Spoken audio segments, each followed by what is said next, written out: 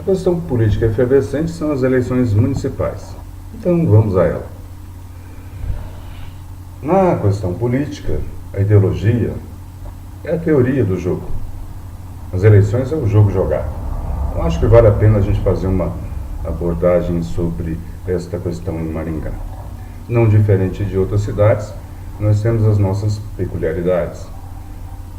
Houve aí a definição por parte do eleitor de um segundo turno, de um embate entre o candidato Silvio Barros, do PP, e o candidato Ulisses Maia, do PDT. Na pré-eleição, o jogo jogado tinha, sim, suas ilações. Uma delas é a de que haveria a candidatura de Silvio Barros e do grupo dele havia um plano B, que seria a candidatura de Wilson Quinteiro. Ocorre que quem analisou esta questão poupou o outro lado de inteligência. Aqui as duas forças mais vivas no início da corrida era o grupo Barros de um lado e o grupo VR de outro lado, um representando o PP e outro representando o PT localmente. Eu digo a questão da inteligência, que se houve uma estratégia de um lado, há que se supor que também houve uma estratégia de outro lado, principalmente com o evidente desgaste político que o PT teve e está tendo. O PT saiu com o candidato Humberto Henrique, um vereador com reconhecido trabalho junto à Câmara Municipal. E não teria o PT, então, plano B? Se tivesse o plano B, não seria, então, Ulisses Maia? É uma reflexão a se fazer, porque na análise política, tirando a paixão, a cor partidária, o mínimo que se há de fazer é analisar os dois lados. Nessa questão de dois lados ainda, uma outra abordagem. Uma questão muito presente nas conversas é a questão do enfamiliamento político. Eu entendo que a regra do jogo no Brasil leva a esta consequência do enfamiliamento político, e não é preciso ir longe. A nível local, sim, tem a família Barros, tem a família Verri, tem também a família Maia, tem a nível estadual a família Richa, a família Requião.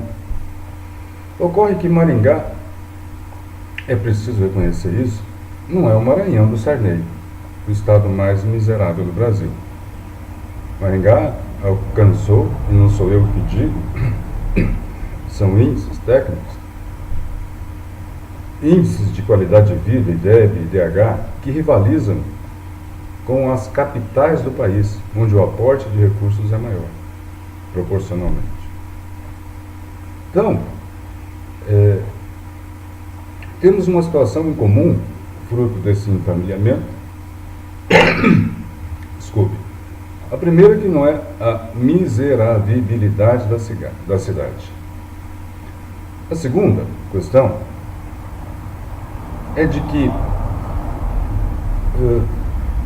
Maringá está presente de uma maneira muito forte nos níveis de governo estadual, com a presença da vice-governadora, e no nível de governo federal, com a presença do ministro Ricardo Barros. Este é o resultado deste enfamiliamento proposto aqui na cidade. Não há que se poupar a análise de outros enfamiliamentos também. Uma análise um pouco mais profunda vai entender na cena política, nomeados em cargos ou eleitos, também dos outros atores envolvidos nessa questão. Feita a análise de ambos os lados, da família Maia, Ricardo e Ulisses Maia, e da família Barros, aí sim vamos passar para o segundo momento, que é o aprofundamento da discussão do debate. Como eu já coloquei, a regra do jogo produz isso. Se não se quer este resultado, vamos discutir então o Código Eleitoral, uma mudança no Código Eleitoral que leva a esta situação. E já fazendo uma transposição para as eleições proporcionais de vereador, aí nós temos uma situação bem sui generis também, e aí não é particular de Maringá. O atual regramento leva com que nossa democracia eleja seus representantes com 1% dos votos dos eleitores. Em Maringá nós temos 250 mil eleitores, 2.500 votos, regra geral, elegem e bem um representante da cidade. Ora, mas a democracia não é a vontade da maioria? A maioria representada por 1%? Eu defendo, enquanto proposta, uma reflexão para mudar este estado de coisas. Eu defendo o voto qualitativo. Um voto qualitativo que já é usado na eleição de reitores de universidades públicas, quando o peso do voto do estudante não é o mesmo peso do voto do professor, o peso do voto do funcionário da instituição, da universidade, não tem o mesmo peso do voto do professor. Um voto qualificado que faça um enfrentamento da questão da educação brasileira. Cerca de 50% dos graduados deste país são analfabetos funcionais. Dos graduados desse país. Então, eu não tenho muita dúvida de que a democracia, que seria a vontade da maioria, construída a partir da universalização do voto, tenha chances de ser eficiente e verdadeiramente representativo. Em outros países, nos quais há um avanço significativo na questão da educação, claro, é perfeitamente possível nós pensarmos num voto universal.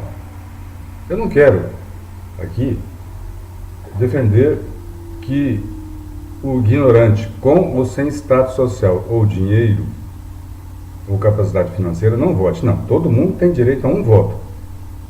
Mas um voto de um ignorante, independente de status social, de graduação acadêmica ou de posição financeira, tem o mesmo peso esse voto de um cidadão que entenda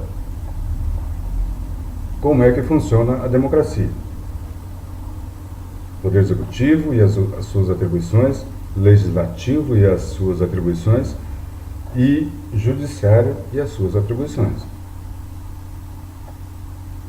Um tema recorrente, só para dar um exemplo nisso, é a questão dos tributos. Que, sim, considerando o retorno que não há de serviços à população, nós temos a mais alta carga tributária do mundo, proporcionalmente falando. Agora, o primeiro alvo dessa indignação, inclusive minha, a indignação, o primeiro alvo é o IPTU. E se a gente analisar, os impostos municipais representam menos de 1/3 da carga tributária imposta sobre o cidadão.